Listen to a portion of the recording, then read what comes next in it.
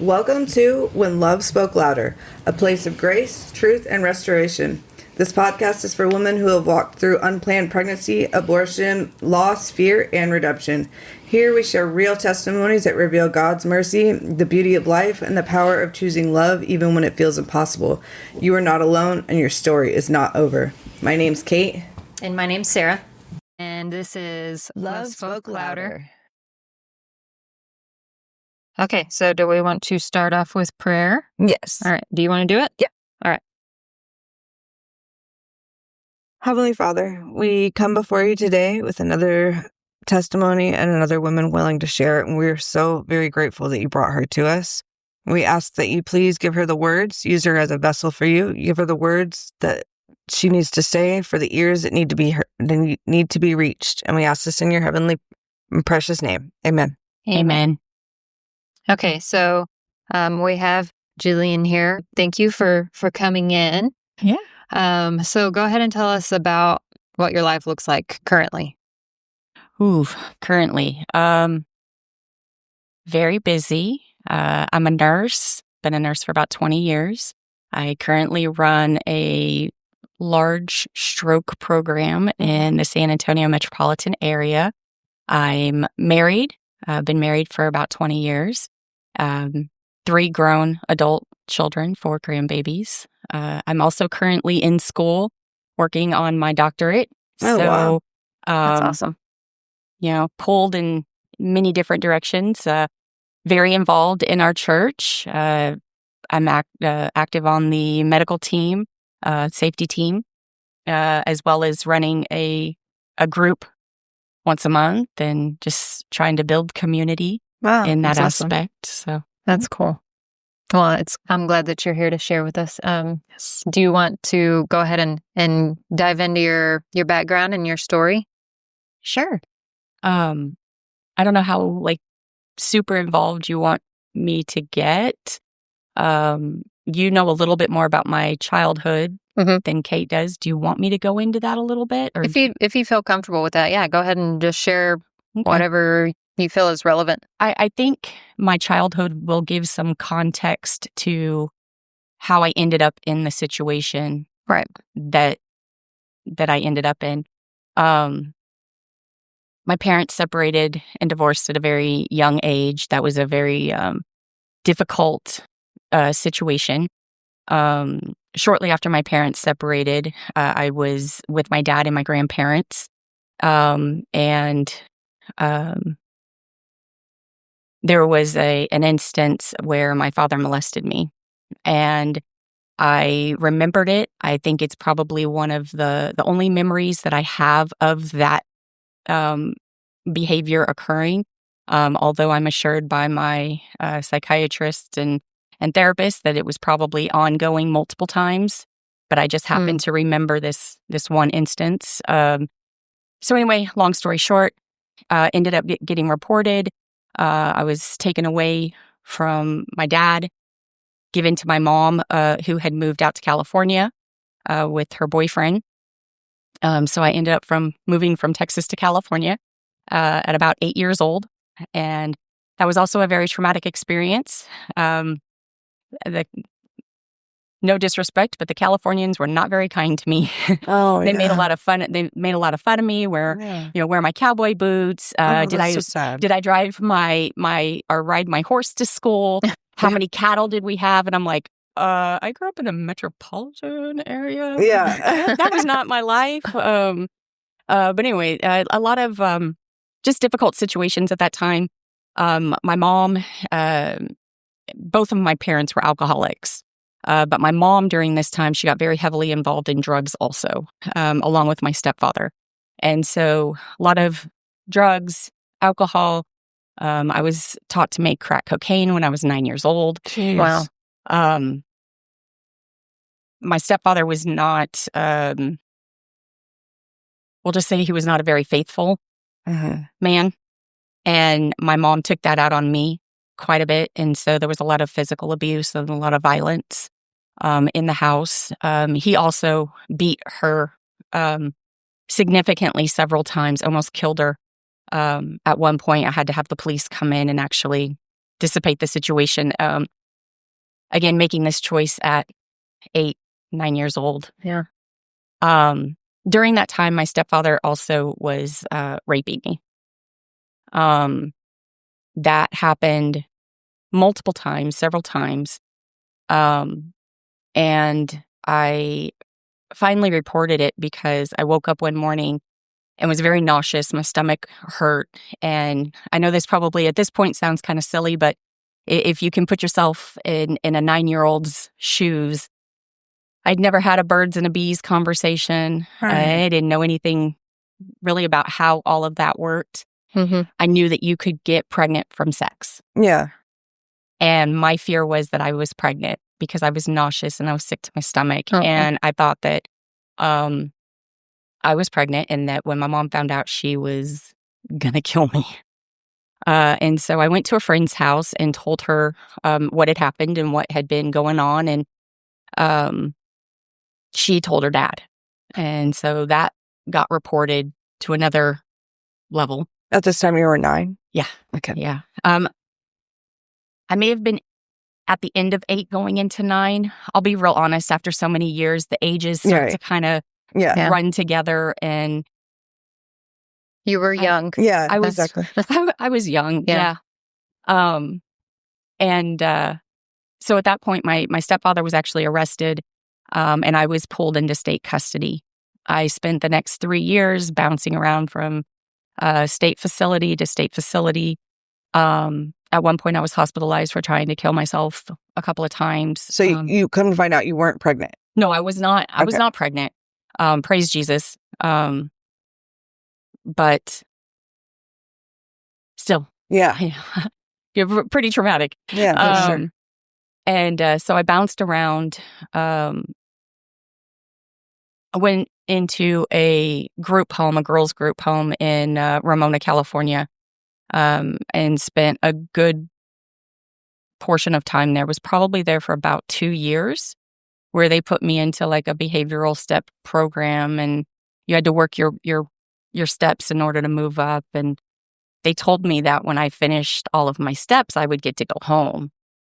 Well, that didn't necessarily happen. I didn't understand at that time the legal situation. I knew I hadn't done anything wrong, but I didn't know why I couldn't go home. I followed all the rules. I did everything they asked me to do, and I couldn't go home. So then I became kind of a problem child. I started running away, trying to, and by this time I was 13. So I'm trying to impose my rebellion. Yeah. Yeah. I'm rebelling against the system. Hey, you told me one thing, that's not happening. So I'm going to make it happen. Yeah. Well, at one point, they pretty much just got tired of dealing with me. And so my mom had gone through all of the steps that the state required her to go through. They, her and my stepfather had split up. And so the state of California made the decision to give me back to my mom, who had moved to Ohio. So I was left in California by myself, no friends, no family, no anybody. She went to Ohio, but now California is giving me back to her in Ohio. And so we went there, and I was there for probably about 6 months. And my stepfather came back. Oh, lovely. Yeah. He was brought back, and they went back to kind of their same behaviors as before, where they were drinking and partying. And there was a night that me and my girlfriend, Celeste, we were there in the apartment, and my mom and stepfather had come in, and they were smashed drunk. They laid down on the couch, and me and my friend Celeste were sitting right in front of the couch, and we're watching something on TV. And all of a sudden I feel this hand just start creeping over my shoulder, coming down towards my chest. And I was like, what the heck? I'm not doing this again. I'm done with this. And so I told my girlfriend, I was like, hey, we need to leave. And we went to her house. And I talked to her mom, and I was like, look, I just got out of being in state custody for years. I don't want to go through this again. And so Ohio reached out to my aunt and uncle here in San Antonio, and asked if I could be sent to them. Yeah. And so I was sent back to Texas to live with my aunt and uncle because I couldn't go back to my dad. And so I stayed with them for a little while. Mom ended up splitting from my stepfather again, and Mom ended up getting a job in Corpus Christi, so she went from Ohio to Corpus Christi. At this point, I was 14, and I was, again, starting to assert myself and become a problem child. And so my aunt and uncle basically were like, all right, you're going to go back to your mom. So I was like, okay. So I went to Corpus Christi with Mom. It was just me and her for a good little while. And I found myself pregnant at 14. I was just at the end of my 8th grade year. No, I guess I had actually just started my 9th grade year. Yeah, my freshman year, and I found myself pregnant. My aunt had actually put me on birth control before I left San Antonio. When I went back to Corpus, my mom was like, "No, you don't need that." Was it consensual? It was. Okay. It was. Because of how I viewed myself and my self-worth, I pretty much let men do whatever they wanted to me. I had no boundaries. I had no, I just wanted to be loved, and I wanted to be appreciated by somebody. And so I pretty much just let men do whatever they wanted. I thought that's how they showed love. Right. And so he was 17. I was 14. Looking back, hindsight, it was probably a terrible situation to let myself end up in, but he didn't force himself on me. It was absolutely consensual. And there had been a couple of times where Mom and I had gone to the grocery store, and I would run and I'd grab a pack of condoms and I'd bring them to her, and I'd be like, "Hey, Mom, can you buy me these?" And she's like, "No, I'm not spending money on that. You don't need those." Well, apparently you did. Yeah, I probably do, which is why I'm asking. Right. Yeah. So anyway, I ended up pregnant. It was a pretty terrifying situation, just given all of the uncertainties that I'd already been through in my short life. But I knew I wanted the baby. I knew I absolutely wanted the baby. And my father and my grandmother, my dad's mom, were very, very, very, very insistent that I not even have the baby. Even adoption was not an option to them. They wanted me to have an abortion. They wanted it just completely removed, that this had happened. And I guess God did something right in making me assert myself. Yeah. Previously, because I basically told both of them, absolutely not. I don't know how I will manage this, but I wanted the baby. It was my baby, and I knew beyond a shadow of a doubt, God had been with me. I was not a Christian in the sense that some people may think. I didn't go to church regularly. I didn't know the Bible as well as a lot of people do, but I knew God. Right. And I knew every step of my childhood that God was with me, and that for whatever reason, whatever was happening, there was a purpose behind it. And I knew that I wasn't alone. And when I got pregnant with Bailey, I knew that there was a purpose. I didn't understand what it was. It would be years before I really understood, in hindsight, what that purpose was. But I absolutely put my foot down, said I was not going to have an abortion. And at 15 years old, I gave birth to my daughter Bailey, and I kept her. That's awesome. So, was it a struggle? Tell us about your life, at 15 with a baby.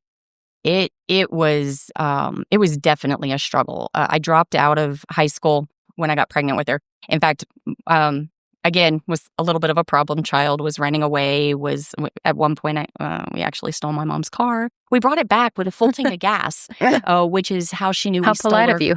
Yeah. That's how she knew that we stole her car. Because it had gas in Because it. it had gas in it. We filled it up. I filled it up before I brought it back to her. Nice. But again, was a little bit of a problem child. And so I was actually in like AP classes in my freshman year.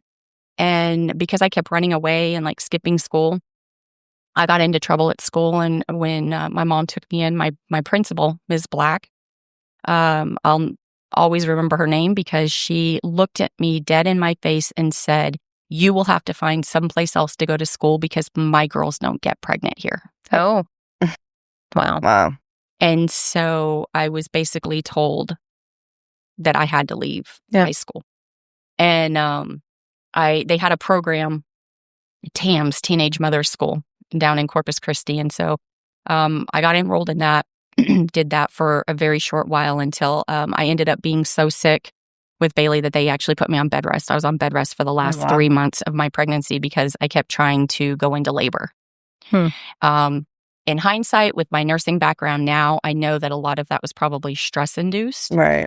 Towards the end of my pregnancy, stepdad came back. Mm-hmm. Wow. So a lot of stress. I account going into labor a couple of times because of that. So they ended up putting me on bed rest. I wasn't able to get up. I ended up having her at 30. She was 36 weeks. I did my best to love her and take care of her. I breastfed her for the first year. I'll tell you what, as a teenager, that was probably a whole traumatic experience in itself because trying to teach a baby how to latch on I constantly had like bloody cracked nipples and trying to latch her on. It was almost like just do it. Like I had to work. Right. I had to work myself up to like, because I knew it was going to hurt. And Yeah. at 15 years old, I'm like, oh. I ended up leaving my mom's house when Bailey was about 6 months old. I moved in with a boyfriend. That was another choice that maybe wasn't the best. He wasn't a bad guy. He was 18, but wasn't necessarily the greatest individual. Now, was this father of the baby? He was not. He was not. When my mom found out I was pregnant, she actually went and met with the father of Bailey and his mom and said, if he ever steps foot near Jillian again, I'm filing statutory rape charges against him. And so he's never met Bailey. He's never talked to Bailey. He's never Would that have been your choice too? No. Okay. No. It wouldn't have been my choice, but Yeah. I was 14, 15. Yeah, exactly. So, so there was a lot of just between 15 and 17, a lot of bouncing around, moving between family members, trying to take care of Bailey the best I could. I couldn't get a driver's license because I wasn't enrolled in school. Because I couldn't get a driver's license, I couldn't get a job. So I did odds and ends here and there. I got Bailey signed up on Medicaid. We got food stamps so that I could make sure that we were eating and she could go to the doctor. And then as soon as I turned 17, I got myself enrolled in a GED program at San Antonio College. Oh, cool. Oh, good. Good, yeah. And I got my GED at 17 and immediately got myself enrolled in college. Wow. That's amazing. You went from 14 and pregnant, or 15 and having a baby and out of high school to getting your GED. Now you're getting your doctorate. Yeah. That's amazing. That's, and I'll be honest, I don't even know what I'll do with my doctorate per se. But I really, really, really wanted to prove a point. Yeah. Because when Bailey was born, there were so many people that said that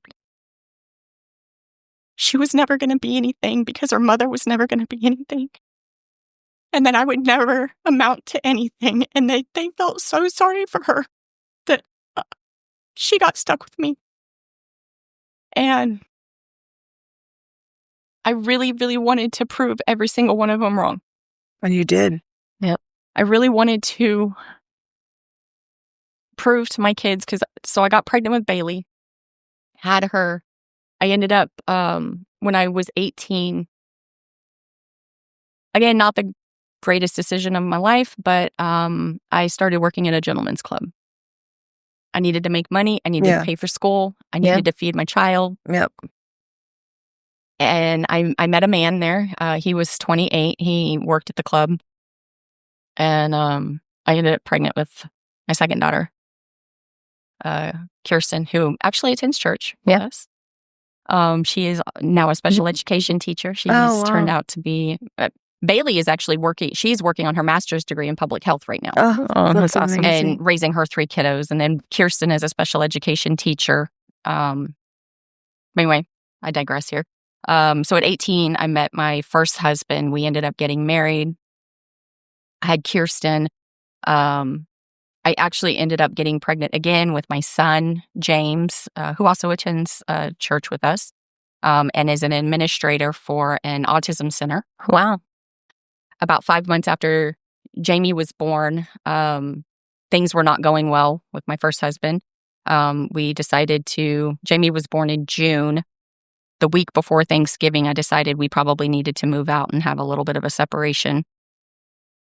A couple days later, I went to the house to pick up some stuff and found him in bed with somebody else. Goodness. And then found out that had been going on for a while, that she was actually pregnant. Lovely. Yeah. So Splitsville became Divorceville. Yeah. And Real that quick. was, real quick. And that was actually quite a bit of a struggle, because the only thing that I knew for certain was that I didn't want him around my kids. Right. That was not that was not the dad, the father figure that I wanted for them, and that it was not going to be, if I wasn't going to be able to be there to protect them, that wasn't going to be a situation I was going to allow to happen.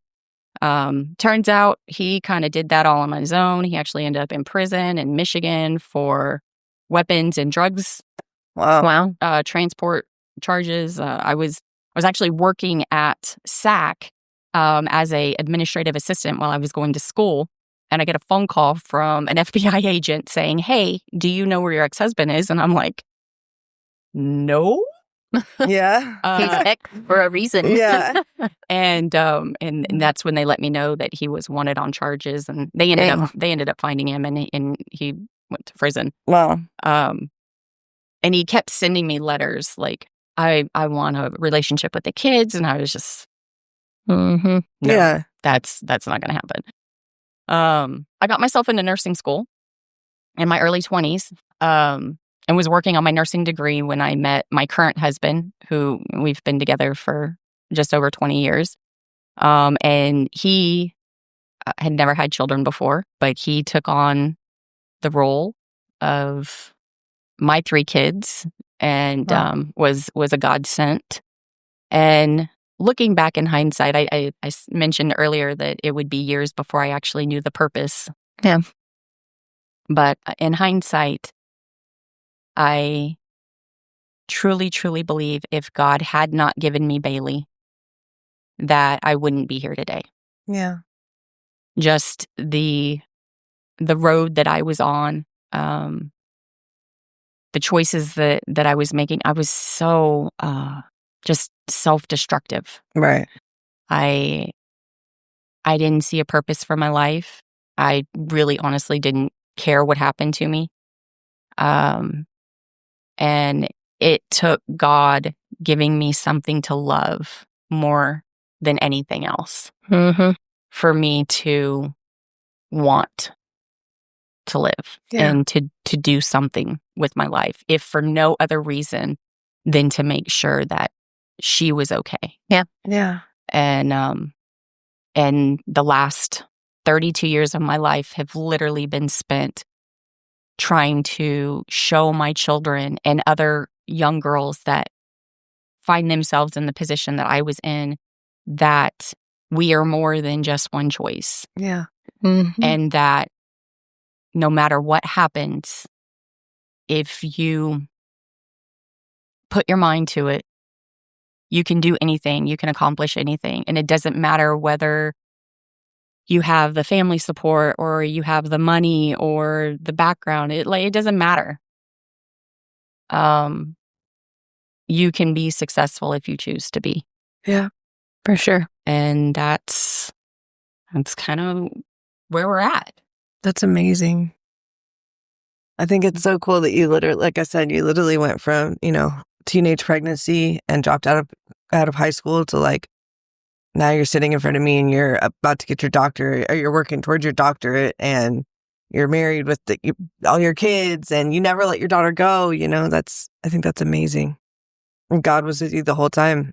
He really was. In fact, when I was sharing my story a little bit with Sarah previously, I was telling her, I have been baptized in probably just about every religion. Yeah. I've been to Catholic churches.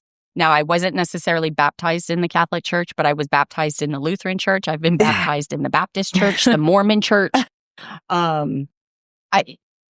Especially when I was in state custody.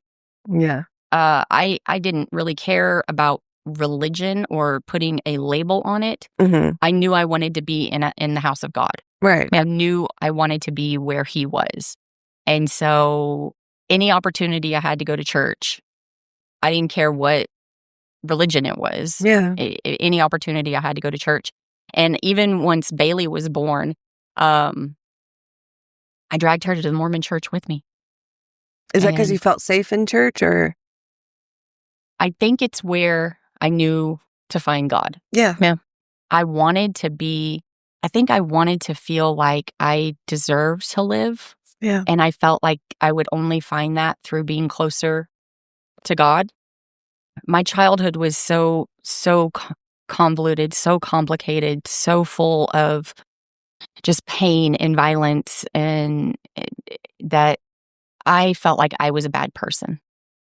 Even like after everything happened with my stepfather in California, he was arrested, went to jail. My mom proceeded to spend the next probably 2 years telling me that I was lying, that I had made it up. When I was with her on the weekends, because once he went to jail, she was allowed to have like visitation on the weekends, or she was allowed to call me. And those visits were generally full of, you were dreaming that. You know that you were making it up. All Wow. you have to do is let them know that you made it up. And so I spent the next probably 20 years reliving every single incident that had happened, because I thought if I could remember the details of each incident, I knew I wasn't making it up. Yeah. But because of all of that, I started to have this perception that no matter what I said, no matter what I did, people weren't going to believe me, that I was just a liar. And that's just what I was. I was a liar. And so I didn't really deserve to have a good life. I didn't really deserve to have good things happen to me. And I really think I felt like being in church or being in that community would make me a better person and make me deserve what I had. Right.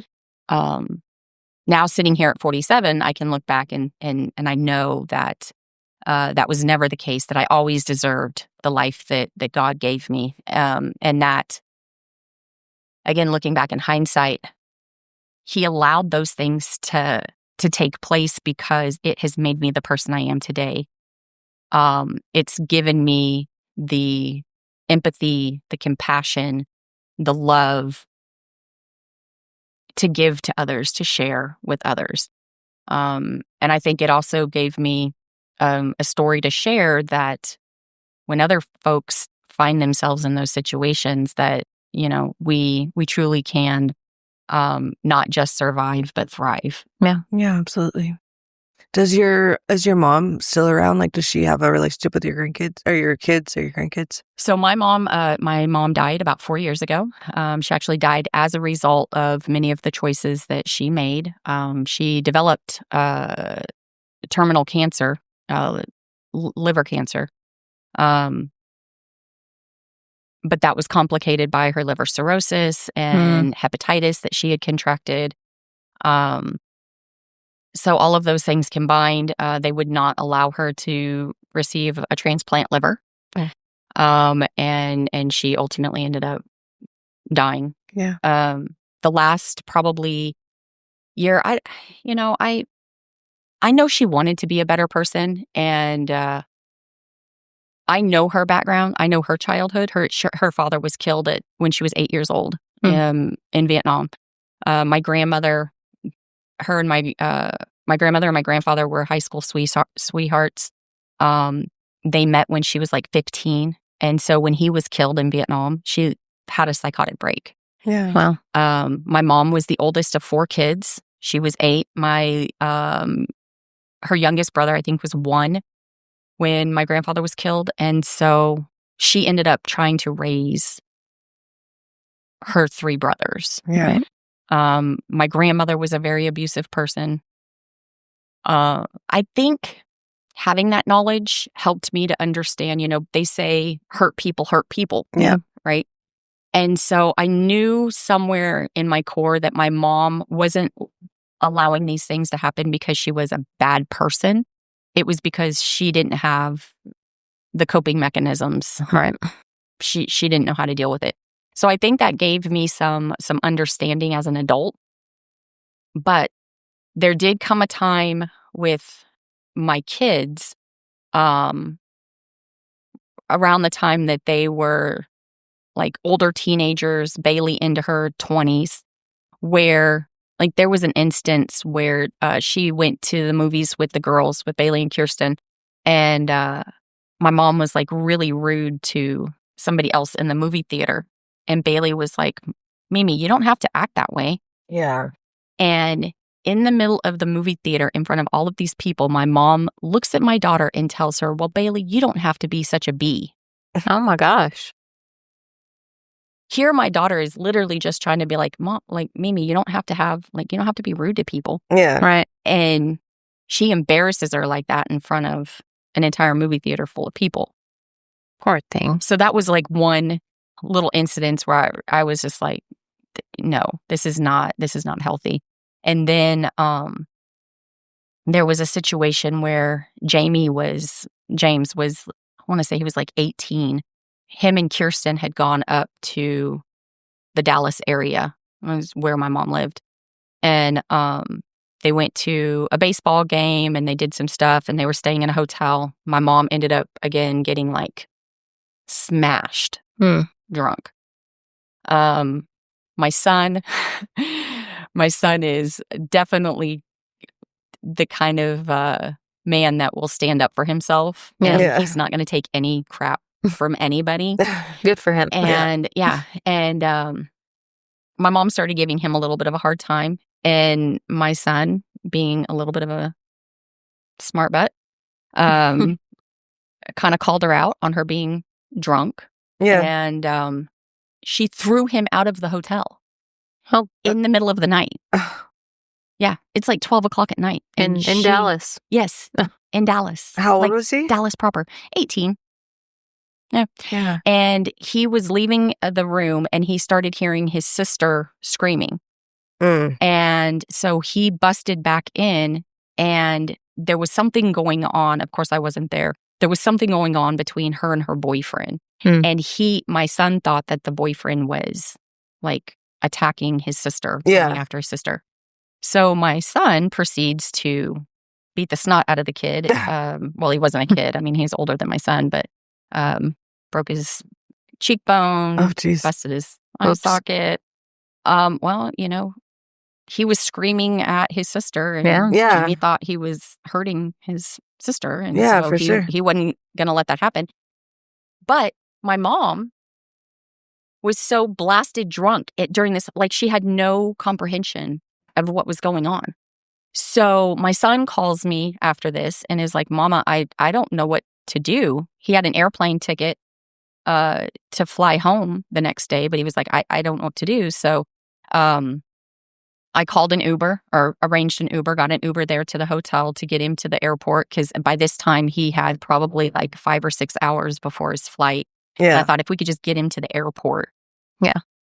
he'll at least be safe at the airport.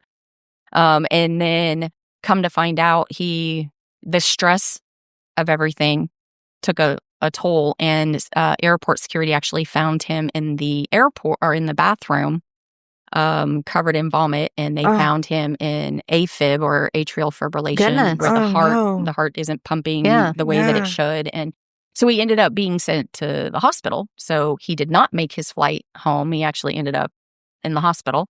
And just looking at that whole situation, I was like, it's one thing for my mom to have allowed these things to Yeah. happen to me, Right. and for me to bear the brunt of her bad choices in her childhood and all of that. I would take that. But for her to allow anything to happen to my children, who I've entrusted her with, was absolutely beyond comprehension to me. Like I couldn't and I wouldn't. And I actually told her, I don't want you in my life. Yeah. I don't want anything to do with you. And I had that conversation with my kids. At this point, all 3 of them were adults, but I told them, if you do not want a relationship with your Mimi, I support that. You're adults, you can make your own decisions, but I do not like the way that she is treating you guys. I am not okay with these things happening. And there was another incident where my brother was in the military. My baby brother was in the military, and he has 3 kids also. And I think he was either stationed in Hawaii or Germany at the time. I don't remember which. But he sent his 3 kids to my mom's house. Mm-hmm. And Kirsten was actually living with my mom at the time. She was going to college up in McKinney. And it was a holiday weekend, and we had made arrangements for Kirsten to bring my nephews down to Canyon Lake. We were going to go camping at Canyon Lake. My niece flew back home before that, but Kirsten was bringing the nephews home. The behaviors got so bad that my oldest nephew called his parents and said, I want to come home. I want to come home. Your mom's behaviors? Yeah. And so he left. My middle nephew actually ended up coming down to Corpus with Kirsten. And my mom sent me, it's been several years now, but my mom sent me some just obscure message. And I was so angry at the situation that I was just like, I'm whatever. I don't care. And the kids kept trying to get a hold of her. Anyway, we ended up having to send the police to my mom's house. Yeah. And they found her up in the bathroom. She had taken a bottle of pills and downed it with however much wine or whatever she was drinking. They found bottles and pills, and anyway, they ended up institutionalizing her. And the case manager called me, and I basically said, look, I am so sorry. I don't mean to be one of these pain in the ass kids that doesn't care, but I don't care. Yeah. I'm sorry. She has put me through so much hell in my life that I don't care. I don't have the bandwidth anymore to take care of her. I've taken care of her my entire life. Took you a long time to get to that point too. It did. Yeah. And it took her putting, I think about my nephew was a little kid. Yeah. He was like 13, 14 years old at the time. Yeah. And for him to know that his Mimi tried to kill herself because they left, and it was so beyond my scope of understanding that I was just like, I'm done. I'm done.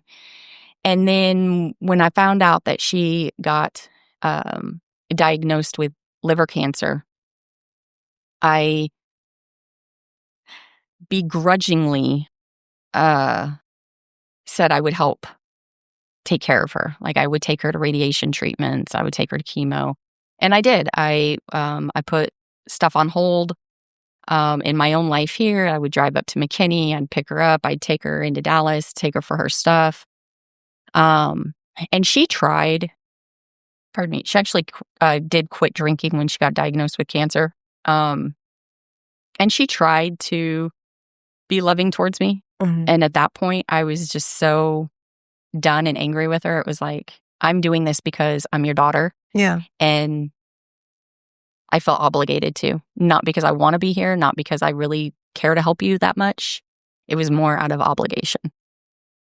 And then when they told us that it had become terminal and that she probably only had about a year to live, at that point, I was like, all right, well, if that's all we have, if that's all the time we have, then we'll make it the best year that we possibly can. We had started talking about some vacations, some different things that we could do as a family.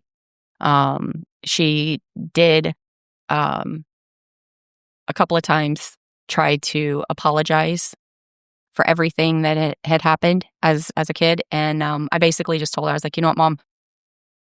The past is the past. Let's focus on the time that we have here and now. Her 12 months became more like 3 weeks. Oh, wow. Oh, jeez.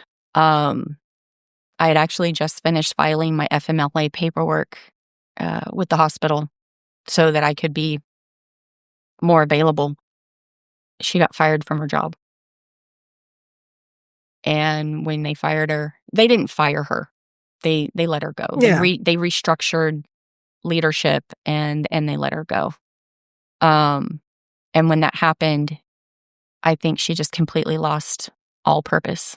Completely lost all purpose. And within about a week or so of them letting her go, she died. Dang. Yeah, we had just called. I had just finished filing my FMLA. We had just gotten in touch with the hospice, started having the hospice conversations. I had been a previous hospice nurse, so I knew it was going to be important to kind of get that on board as quickly as we could. It literally, within like a week or so, she was gone. And so we didn't get to do any of the vacations. I think she wanted to leave us with something. Yeah. When she died. And between her retirement, her 401k, and her life insurance policy, she actually ended up leaving me and my brothers about $500,000. Wow. Wow. And I truly believe she willed herself to die because she wanted to leave us something. She wanted us to have something. And she knew that if her benefits and everything ran out and she was still alive, that not only would she lose her 401k and all of that, her life insurance and all of that, not only would she lose that, but then we would be burdened with trying to pay for her medical stuff. In the end, I think she did the most selfless thing she thought she could. And that was literally will herself to die. I feel blessed to have been able to be there, to let her know that she wasn't alone. But it's still, it wasn't a pleasant death. It was probably quite painful. Yeah. Which is something that will probably stick with me for the rest of my life, because I was there and I watched it, and it wasn't pretty. It definitely was not the passing that I had hoped for her. I really really wanted to be able to help make it more peaceful for her. But, they say we make a plan and God says, no, I got my own. Yeah, exactly. Yeah. I will. So for whatever purpose that happened the way it did.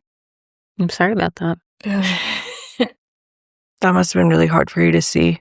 It was I just trying to do those like protective nursing things that I would do for any patient. And but I knew when she was gone. And my uncle was he's retired now, but he was a fireman paramedic for Bryan College Station. And I asked him to go grab my stethoscope so I could listen. Couldn't feel anything, couldn't see anything, but I asked for my stethoscope to listen. And I just remember like putting the stethoscope on her chest and I couldn't hear anything. I turned to my uncle and I handed him my stethoscope and I said, you listen, I don't hear anything.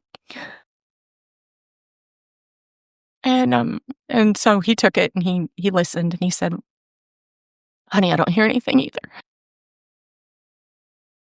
So at that point I knew that she was gone and this was over. And I'm sorry, it's a lot to unpack. No, you're good. Okay. It's it's a lot. It's a lot of feelings and emotions and Trauma, even. oh Yeah. yeah. I've just in the last couple of years started. I this almost felt like just what life was supposed to be. Like life was supposed to be a struggle. Life was supposed to suck. Like it was just going from one bad thing to the next, and that was just life, right? And a couple of years ago, I got a certification in nurse coaching. And basically, it's where you go through this extensive training program using your nursing background. And they train you to be a life coach using using your nursing experience. And I've always tried to kind of position myself to help others. I think in the last 6 months, what I really realized was that I was trying to help myself by helping others. I was trying to figure out how to heal myself by healing other people. My sister-in-law and I, we started MJ's Life Support. My sister-in-law is a licensed social worker, and so she does therapy.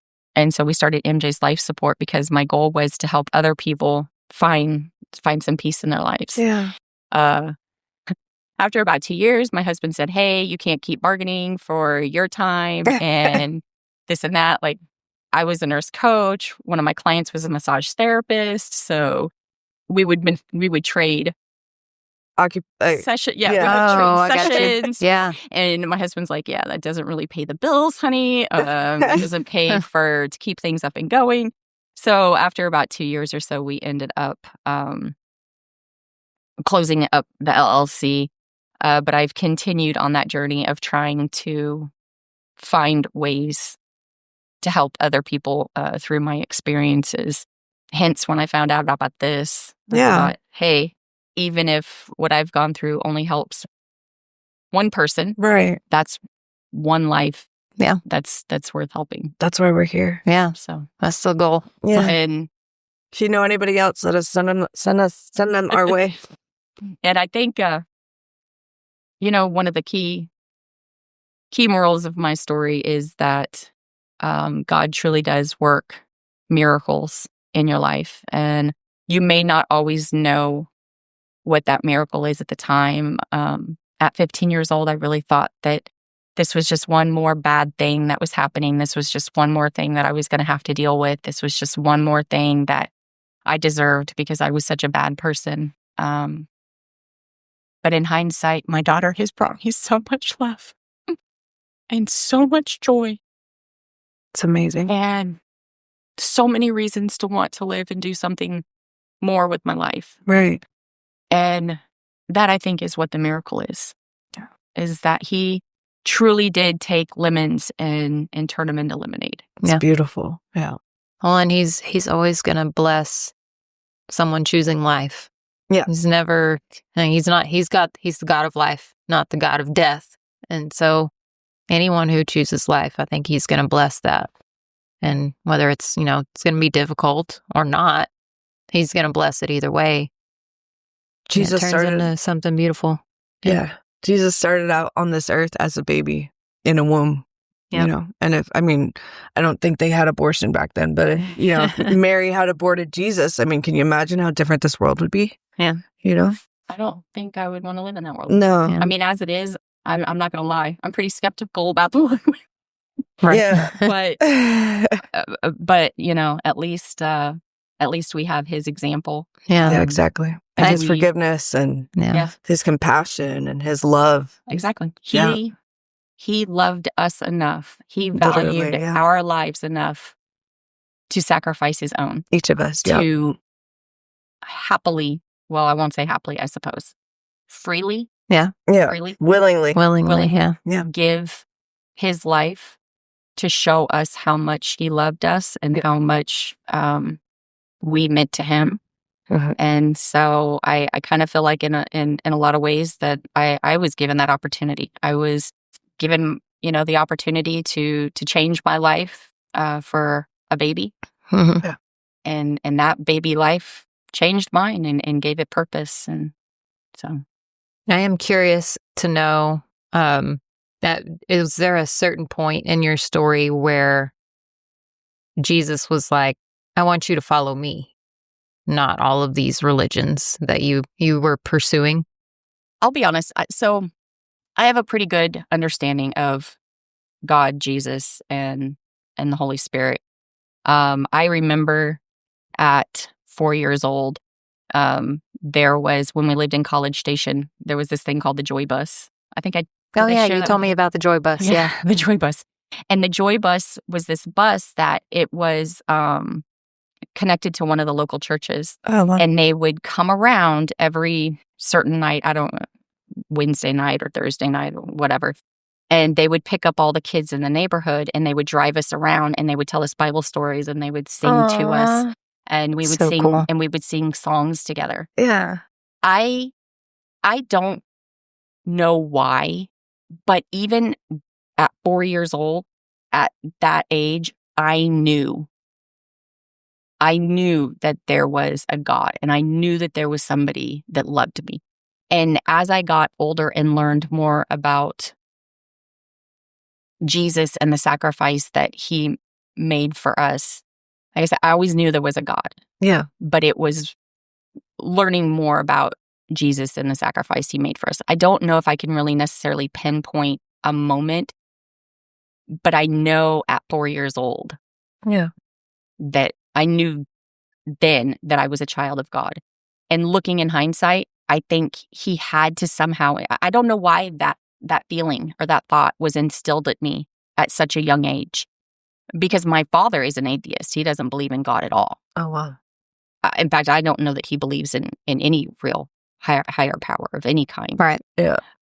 And my mom was raised Lutheran, but she definitely did not raise us to be very connected to the church. So I don't know why that feeling was so ingrained in me, other than he filled me with the Holy Spirit.